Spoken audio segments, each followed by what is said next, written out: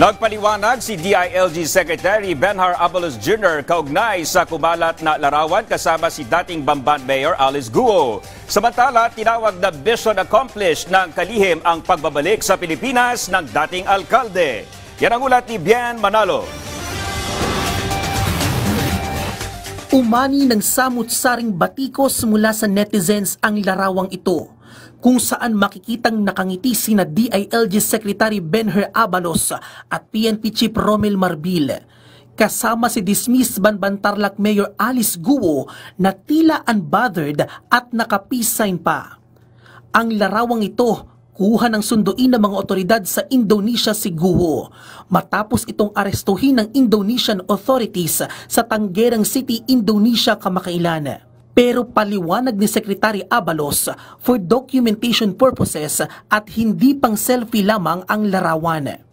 Kaugnay nito, pinagpapaliwanag naman ng Department of Justice ang mga tauhan ng National Bureau of Investigation at Bureau of Immigration kaugnay sa kumakalat nilang group photo kasama ang dating alkalde. Pero depensa ng kampo ni Guo, wala silang nakikitang masama kung laging nakangiti ang dating alkalde sa mga larawan at videos. Ayaw ba nila yun na masaya siya? Gusto ba nila malungkot yung tao? Noon, ang dami niyang worry sa kanyang security, di ba? Ngayon, anong worry niya? Protected siya ng pinakamagaling na security agency sa Pilipinas, di ba? Mission accomplished. Ganyan inilarawan ni Interior Secretary Abalos ang pagbabalik sa Pilipinas ni Alice Guo.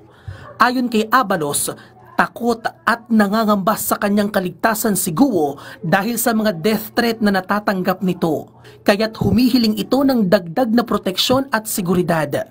Dahil dito, hinikayat ni Abalos si Guo na sabihin na ang lahat ng kanyang nalalaman at ituga ang sinumang sangkot sa iligal na pogo sa Bamban. Kaya niya kami gusto makausap dahil sinabi niya na may malalaking taong baka pwede siyang, yung kanyang buhay ay nanganganib.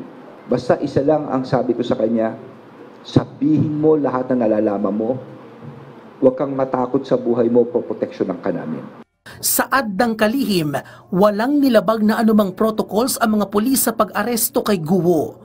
Kinakailangan pa rin kasi nilang isaalang-alang ang batas at ang mga karapatan nito. Tiniyak din ni Abalos na dadalo sa lahat ng Senate hearing si Guo. Wala akong pakialam sa batikos. Importante may uwi ko si Alice Guo. At masasabi kong mission accomplished po kami rito. At ako yung nagpapasalamat din sa suporta po yung mga tiga-DOJ, ang NBI at ang Bureau of Immigration.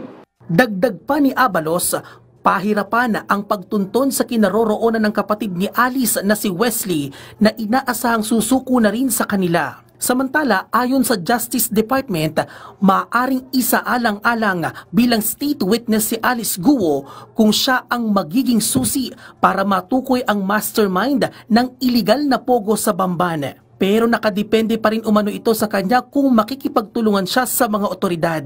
Tiniyak naman ng DOJ na hindi na mauulit pa ang nangyaring paglabas sa bansa ng isang akusado sa batas.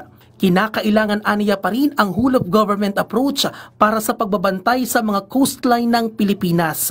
Itong illegal activity sa Pogo ay hindi lang domestic problem. Isa tong transnational organized criminal group. No? So, hindi tayo magtataka kung bakit may contact din siya sa Indonesia. Kasi hindi naman po pwede na yung mga kababayan ho natin ay they feel unsafe, they don't feel secure in their own country kasi pwede pala labas-pasok yung mga tao na walang immigration, not going through the immigration channel. Nag-issue na ang Court of Appeals ng freeze order sa lahat ng assets at business partners ng dating alkalde para hindi na niya magalaw ang pera at assets na umano'y mula sa iligal na aktibidad. Nahaharap si Guo sa patong-patong na kaso, kabilang na ang money laundering at qualified human trafficking na walang kaukulang piyansa. Bien Manalo para sa Pambansang TV sa Bagong Pilipinas.